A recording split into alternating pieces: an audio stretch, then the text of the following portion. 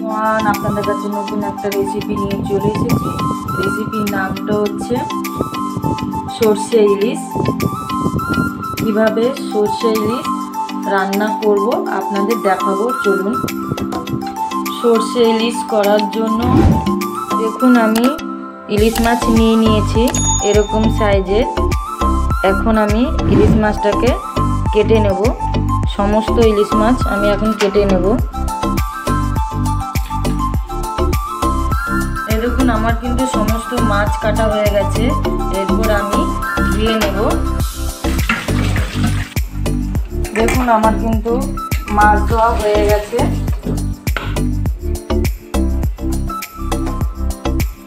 আমি মাছটাকে নুন হলুদ মাখিয়ে নেব। আপনারা পরিমাণ মতো আপনারা নুন নিয়ে নেবেন। আমি দেবো 1 চামচ নুন, পরিমাণের হলুদের গুঁড়ো, এরপর অল্প পরিমাণে টক দই দিয়ে দেবো। তারপরে মশলা দেবো পোস্ত, সাদা সর্ষে, কাঁচা লঙ্কা।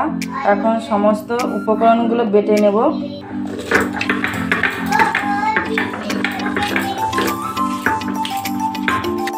এরপরে সর্ষের তেল ঢেলে নেব।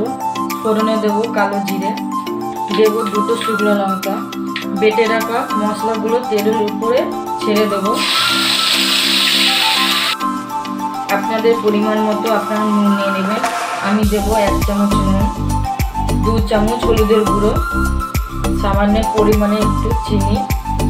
সমস্ত উপকরণগুলো আমি এবার মশলাগুলো হালকা আঁচে নাড়িয়ে নেব। পরে জলটা দিয়ে দেবো। 5-6 মিনিটের মতো ঢাকা দিয়ে দেবো। আমার 5-6 মিনিট হয়ে গেছে। এরপর আমি ঢাকনাটা তুলে নেব। এরপরে আমি মাছগুলো সমস্ত মাছ আবার ছেড়ে দেব।